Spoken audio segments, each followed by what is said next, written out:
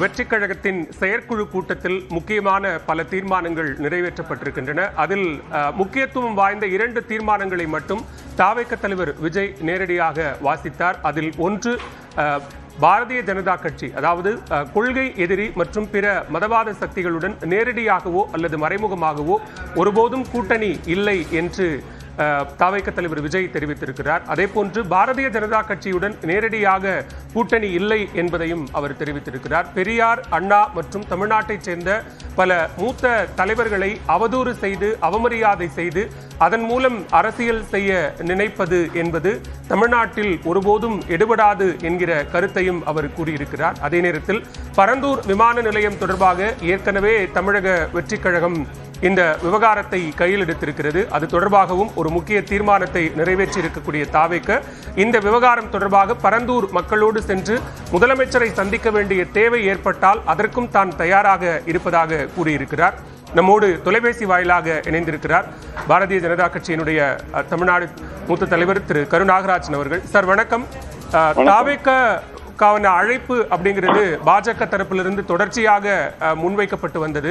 இந்நிலையில பாஜகவோடு கூட்டணி இல்லை அப்படிங்கிறத ரொம்ப வெளிப்படையாக கூறியிருக்கிறார் தாவேக தலைவர் விஜய். எப்படி பார்க்கிறீங்க சார்? தாவேகாவோட கூட்டணி இருக்கிறது, கூட்டணி வேண்டும், கூட்டணி வந்தே ஆக வேண்டும் என்று எந்த தலைவரும் இங்க பேசல சார். பல நிருபர்கள், ஊடகவியலாளர்கள்லாம், பத்திரிகையாளர்கள்லாம் கேள்வி கேட்கும் போது அது முற்றிலுமே மறுத்து பேசல அப்படிங்கிறத வச்சு நீங்க எல்லாருமே கூட்டணிக்கு அழைத்தார்கள் என்று பேசக்கூடாது. தேர்தல் பொறுத்திருங்கள், தேர்தல் காலம் இருக்கிறது என்ற அளவில் தான் எங்களுடைய மாநில தலைவர் நயனார் நாகேந்திரன் பேசினார். இன்றைக்கு அதை வச்சுட்டு அவர் அழைச்சிங்க, அவர் வரல, நேரடியா வெளிப்படையா சொல்லிட்டாரு அப்படிங்கறதெல்லாம் கிடையாது சார். தேர்தல்ல கூட்டணிகள் கடைசி தேர்தல் அறிவிச்ச பிறகு கூட நிறைய கூட்டணி மாறி இருக்கிறத தமிழ்நாடு மட்டுமல்ல இந்திய அளவுல நம்ம பார்த்திருப்போம். அது வேற விஷயம். தேர்தல்லாம் கூட்டணி வரும், அதுல கொள்கை அடிப்படையில் எல்லாம் இருக்கலாம். தேர்தல் கூட்டணி கணக்கு, அவங்களுடைய வெற்றிக்கான வாய்ப்பு, சதவிகித ஓட்டு, இதெல்லாம் வச்சுதான் சார் வரும். அதை நான் இப்ப பெரிய விஷயமா எடுத்துக்கல. யாருமே முதல்ல விஜய் அவர்களை சந்தித்து பல முறை சந்தித்து கோரிக்கை வச்சாங்க, ரகசிய சந்திப்புகள் நடந்தது அப்படின்னு ஏதாவது இருக்கா? நிருபர்கள் கேள்வி கேட்டதுக்கு அங்க பதில் சொல்லிட்டு போயிருப்பாங்க. இப்ப அதை வச்சுட்டு அவர் இந்த பிளவுவாத சக்திகள் தமிழகத்தில் எடுபடாது, இந்த மத சாயம் பூசுற வேலையெல்லாம் இங்க எடுபடாது சார். தமிழ்நாடு மக்கள் முருகபக்தர் மாநாடுன்னு நடந்த மதுரை மாநாட்டுல லட்சக்கணக்கான பேர் ஒன்று கூடிய பிறகு இவர்களுக்கெல்லாம் புதிய ஒரு பயம் வந்துருச்சு. தமிழ்நாடு அரசியல பெரும்பான்மை சமுதாய மக்கள், சிறுபான்மை சமுதாய மக்கள்னு பிரிச்சு இந்த அரசியலை பயன்படுத்தி அதை வச்சே குளிர் காஞ்சி அதை வச்சே ஒரு ஓட்டு வங்கியை பெர்மனண்டா உருவாக்கலாம் நினைச்ச இந்த திராவிட இயக்கங்கள் போல விஜய் இப்ப மாறிட்டாருங்கிறது வருத்தம் அளிக்கிறது. அவங்க பேசுற டைலாக் அப்படியே அந்த வார்த்தை மாறாமல் இன்றைக்கு விஜயும் பேசுவது வேதனை அளிக்குது. பிளவுவாத சக்திகள் யார சொல்றீங்க? இந்த இந்தியாவை ஆளுகிற கட்சியில, இந்தியாவில பெரும்பான்மையான 20 மாநிலங்களுக்கு மேல ஆளுங்கட்சியா இருக்கிற ஒரு கட்சியை போய் நீங்க பிளவுவாத சக்தின்னு சொல்றீங்களா? அப்ப பிளவுவாத சக்தியில் நீங்க எதை வச்சு சொல்றீங்க? தமிழ்நாட்டுல 85% வாழக்கூடிய இந்து மக்களுக்கு ஆதரவான ஒரு கருத்துக்களை தெரிவித்தால், ஆதரவான இந்த பக்தர்களுக்கான மாநாட போட்டா உங்களுக்கு எல்லாம் பிடிக்கலையா? திமுகவுக்கு பிடிக்காத மாதிரி இவர் விஜய்க்கும் பிடிக்கலன்னா நாங்க என்ன பண்ண முடியும்? கடந்த தேர்தல்ல இந்த தேர்தல் கூட்டணி எப்படி அமைந்திருக்கிறது? விஜய்ங்கிறவரு கட்சியை தொடங்கலங்க, விஜய்ங்கிறவர் கட்சியை உருவாக்கல, தாவேகாவே வரல. அப்ப அதிமுக தேமுதிக கூட்டணி மொத்தமாக ஒரு 23% வாக்குகளை பெறுகிறார்கள். பாஜக, பாமக போன்ற கட்சிகள்லாம் சேர்ந்து 18% வாக்குகளை பெறுகிறார்கள். இந்த 2 சேர்ந்தா 41% வாக்குகள் இருக்கு.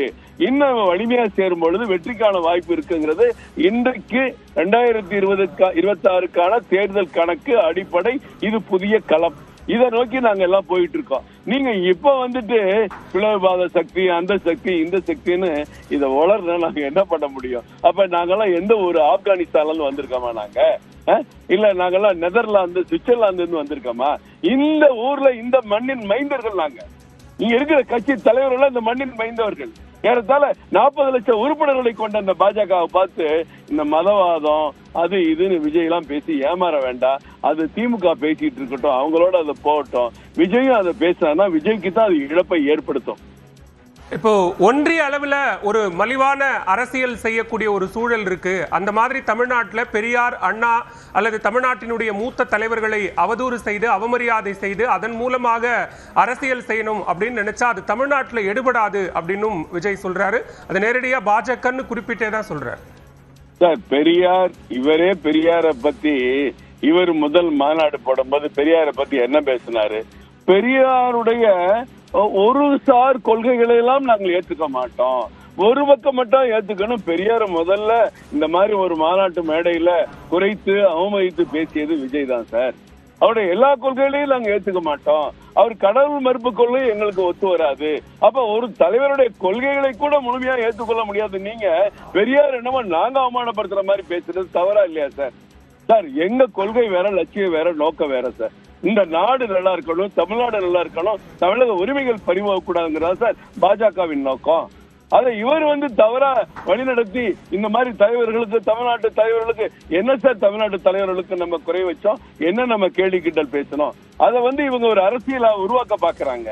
இன்றைக்கு இருக்க மக்கள் வேற நிலையில இருக்காங்க சார். இந்த மக்களுக்கு நன்மை செய்யற கட்சிகளை தான் சார் எதிர்பார்த்துட்டு இருக்காங்க. இந்த மாதிரி பழைய பழைய கதைகளை எல்லாம் பேசி கட்டுக்கதைகளை பேசுறவங்களை எல்லாம் இங்க மக்கள் தூக்கி எறிவாங்க சார். நீங்க பார்க்கதான் சார் போறீங்க.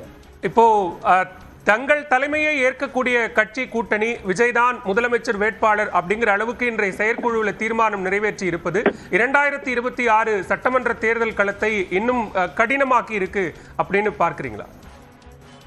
சார், நிச்சயமா அதை சொல்றதுக்கு அவருக்கு உரிமை இருக்கு. அதை சொல்றத நான் அதை எதிர்க்க முடியாது. அத எல்லாருடைய நம்பிக்கை. அதுல விஜய் அவருடைய நம்பிக்கை, அவர் தான் முதலமைச்சர், அவர் தலைமையில தான் கூட்டணி அமையும் அவர் சொல்றதுக்கு நான் உரிமை இருக்கு. அதை பத்தி நான் கருத்து சொல்ல விரும்பல. அது அவருடைய முயற்சி. அது தமிழக மக்கள் தான் அதை பத்தி பேசணும். மிக்க நன்றி திரு கருநாகராஜன். இணைப்பில் கருத்துக்களை பகிர்ந்து கொண்டமைக்கு நன்றி. செயற்குழு கூட்டத்தில் விஜய் தீர்மானங்கள் வாசித்த அந்த காட்சிகளை மீண்டும் பார்க்கலாம். தீர்மானம் 2. கொள்கை எதிரிகள் மற்றும் பிளவுவாத சக்திகளுடன் என்றைக்கும் நேரடியாகவோ மறைமுகமாகவோ கூட்டணி இல்லை.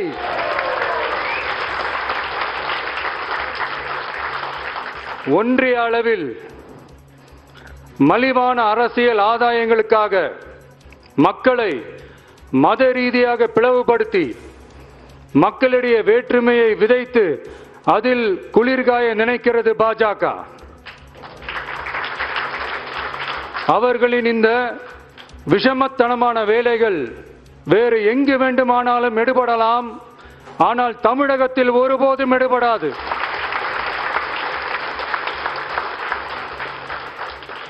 சமூக நீதியும் நல்லிணக்கமும் சகோதரத்துவமும் சமத்துவமும் ஆழமாய் வேரூன்றிய மண் இந்த தமிழ்நாட்டு மண்.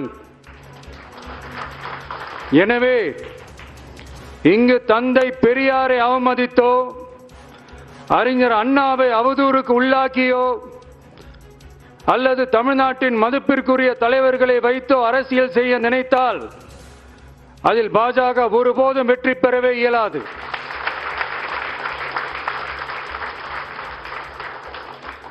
சுயநல அரசியல் லாபங்களுக்காக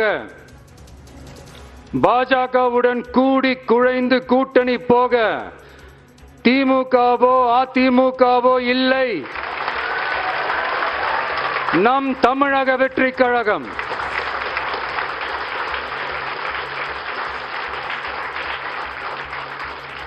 கொள்கை எதிரிகள் மற்றும் பிளவுவாத சக்திகளுடன் என்றைக்கும் நேரடியாகவோ மறைமுகமாகவோ கூட்டணி இல்லை என்பதில் தமிழக வெற்றி கழகம் மிக உறுதியாக இருக்கிறது.